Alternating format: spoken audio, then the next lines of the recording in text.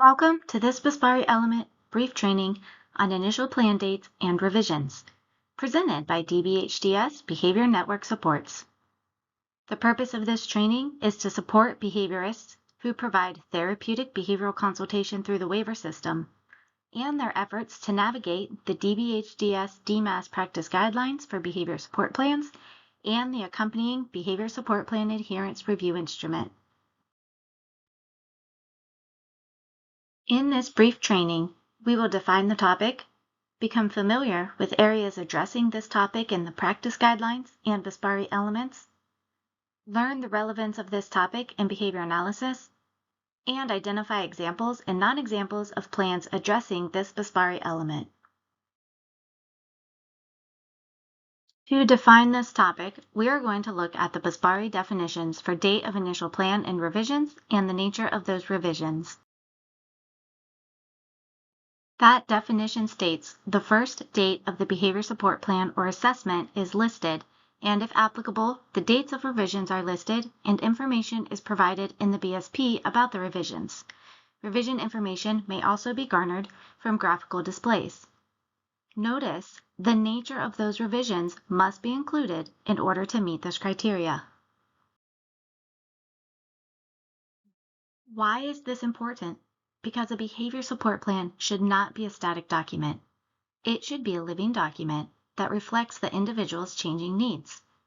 Therefore, there are many reasons why not only revising behavior plans, but also documenting those revisions is necessary. Let's look at some of those reasons. Making plan revisions and documenting those revisions is found in the DBHDS DMAS Practice Guidelines, the BACB Ethics Code, and the PBSF Standards of Practice. Documenting those revisions may reduce the likelihood of ineffective treatment. The DBHDS DMAS Practice Guidelines for Behavior Support Plans outline the required content areas and associated minimum elements for behavioral programming through the Therapeutic Consultation Waiver Service. This includes date of initial plan and revisions, as well as the nature of those revisions.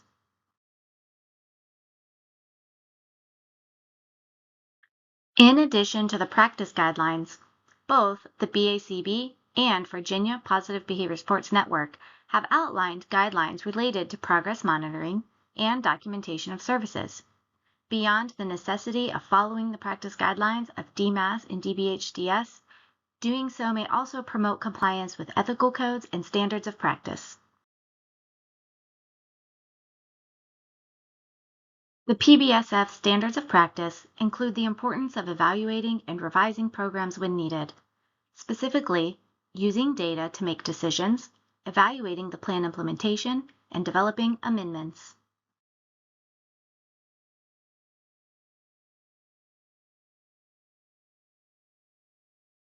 The BACB Ethics Code also includes the importance of evaluating and revising interventions, as well as documenting professional activity. Bayer, Wolf, and Risley's 1968 paper identifies 7 dimensions of applied behavior analysis. Effective is one of those dimensions. Behavioral techniques should be effective in changing behavior.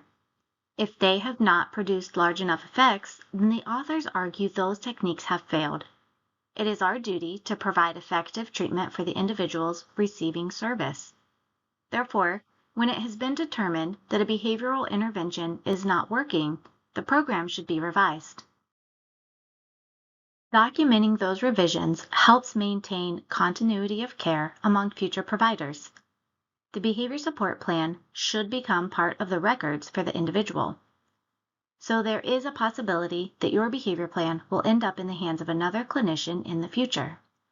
And therefore, including the revision dates and nature of those revisions helps ensure that future providers do not use ineffective treatments that have been previously implemented. Now let's look at some examples of plans that meet the criteria for this BSPARI element, as well as some examples of plans that do not meet the criteria. These examples are fictional and not based on a real person or plan. In this first example, both the initial plan date and dates of revision are included. However, it does not include the nature of revisions. Therefore, it would result in an X for this element.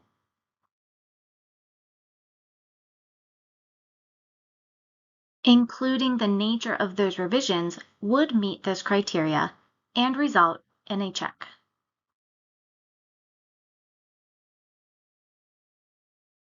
It is very important to include the nature of revisions on the graph, as seen here. Information about the revisions could also be garnered from these graphical displays to meet this BSPARI element criteria. You can see here that the example is missing the initial plan date, as well as the nature of the revisions, which would result in an X for this element.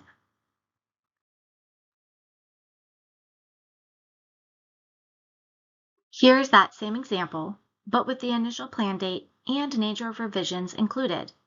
This would result in a check for this element.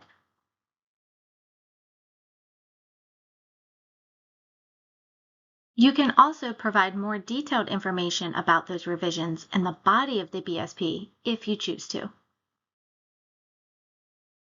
Let's look at one last example.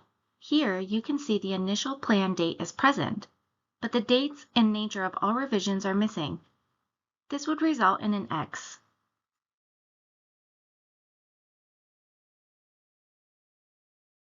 However, if this same plan included the revision dates and the nature of those revisions later in the BSP, it would result in a check. Thank you for taking the time to review this training.